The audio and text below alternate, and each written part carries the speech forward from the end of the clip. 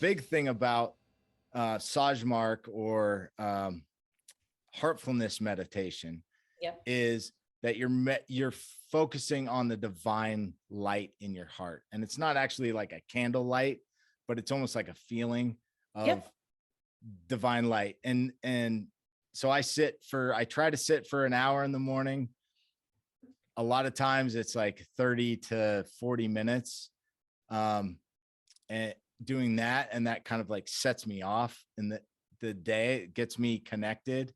And a big thing about this is the yatra of the soul, right? So your soul has to take this path, and that's really getting into the philosophy of it, which I am in no position to talk about. So I'm not really going to try, but essentially it's connecting with God or connecting with your higher self. And so I wanted to share that with you. I didn't know if you'd heard of it. I've definitely heard of it. And everyone has their own sort of practice in the way that they do things. Yeah. And heart-based meditation it's really an amazingly powerful. I've been practicing heart-based meditation for years. And sometimes I switch out, and I'm currently working on a different meditation right now, working with Ganesh. But so I do like an hour's worth of 30-minute meditation in the morning. It's called Kriya. So it's breath and chanting. And then I work a mantra. Okay. So, I mean, there's so many different ways to go about this process of accessing your soul and your heart, but your heart is crazy powerful. And so absolutely, you're on an incredible path, and I would keep it up because it will definitely lead you to some pretty amazing things. At least that's been my experience.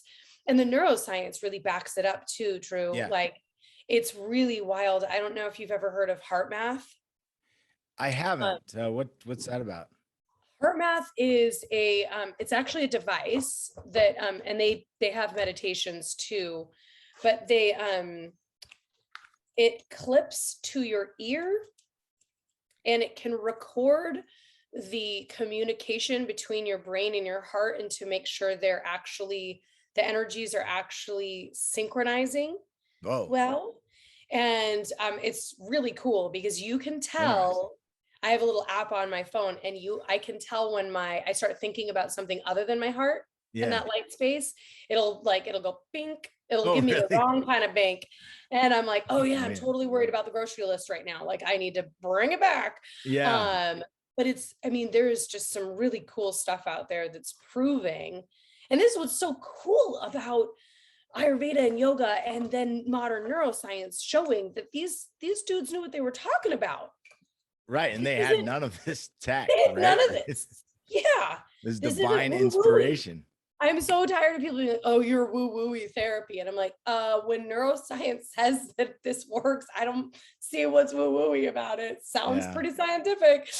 Sounds like you should come in and have a session. That's what it sounds like. Yeah. Check out my chat with Andrea Baker, Aqua Brain TV.